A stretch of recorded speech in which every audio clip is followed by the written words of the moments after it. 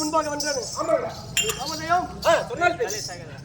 அதாவது சக்தி ஒன்றாகவும் சமயம் 16ஆகவும் ஆதி சக்தி ஓர் அம்சமாக எனது பெயரோ கருமாறு.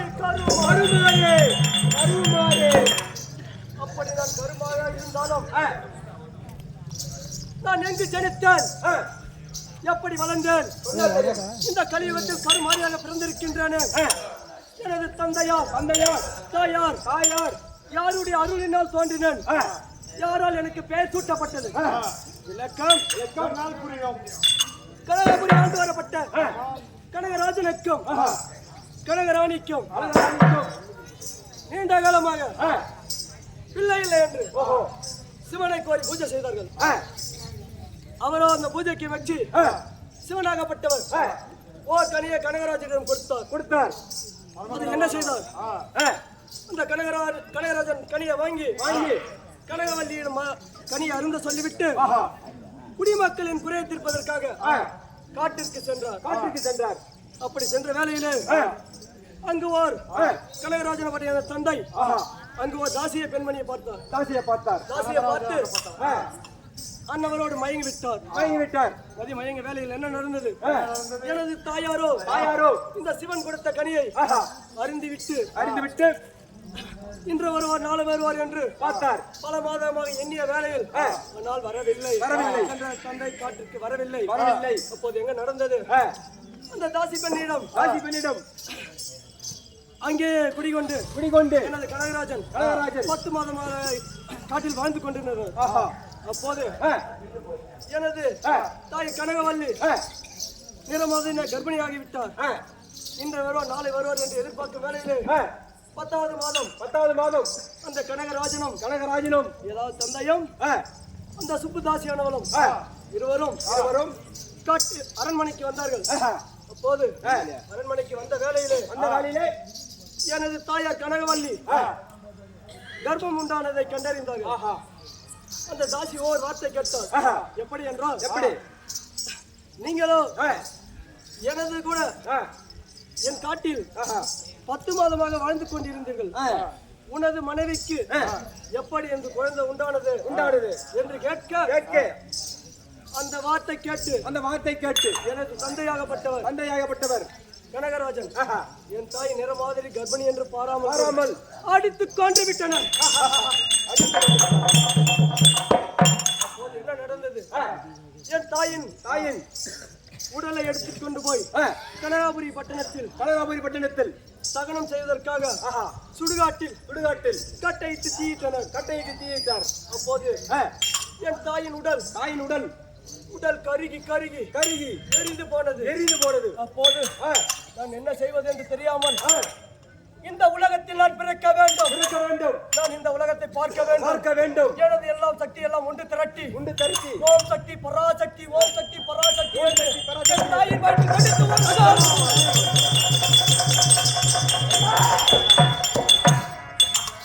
என் தாயின் வயிற்றில் வெடித்து கருகும் கூட்டத்தில் அந்த நெருப்பில் அலைந்து திரிந்தேன். அப்போது எனக்கு ஆகாய வாணியாரால் கருமாரி என்ற பெயர் சூட்டப்பட்டது. ஆமாம். என்னை உங்களை கண்டால் யார் எப்படி வணங்குவார்கள் தெரியுமா? பேசும்போது அங்க சொன்ன மாறினவர்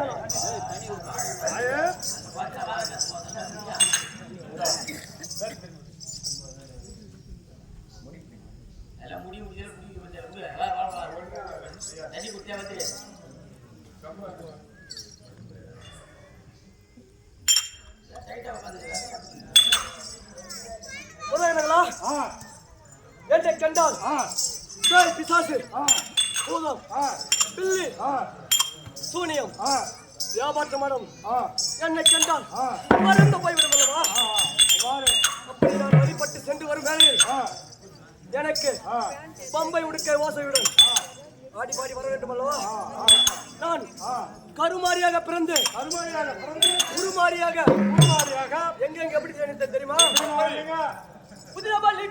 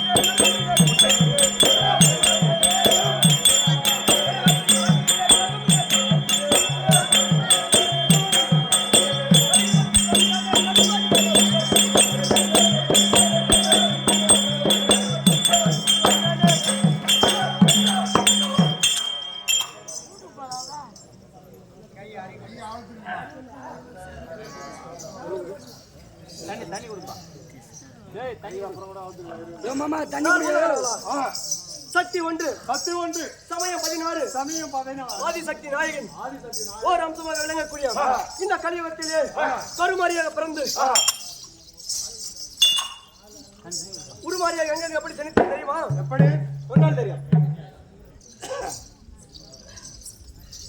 நான் உதிரி பலிக்காக ஊத்துக்காடில் அமர்ந்தேன்.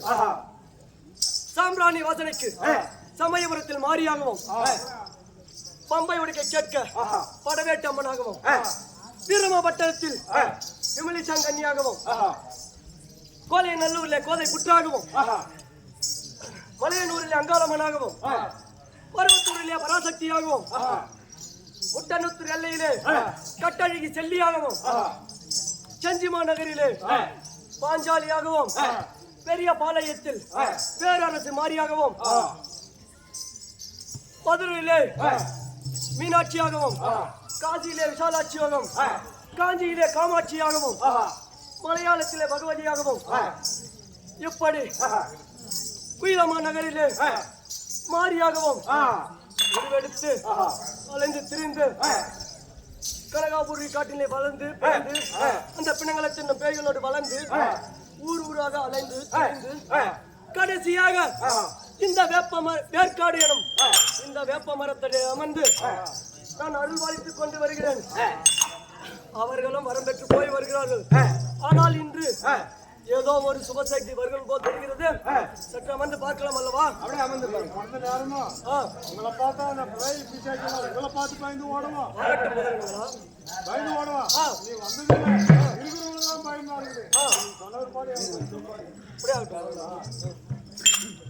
என்றால் மாரியமாகப்பட்டது தெய்வமாகப்பட்டது.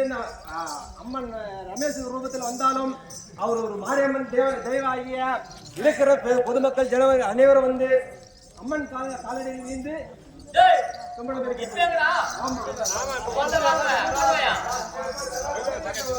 எப்படி என்றால் தேவி கருமாரியாக பிறந்து இடுப்பில் கையில் பிரம்பும் வேப்பிலை ஏந்தி அமர்ந்திருக்கும் போது திருலோக சஞ்சாரியாகப்பட்டவர் கருமாரியை தேடி வருவதுதான் காண்க.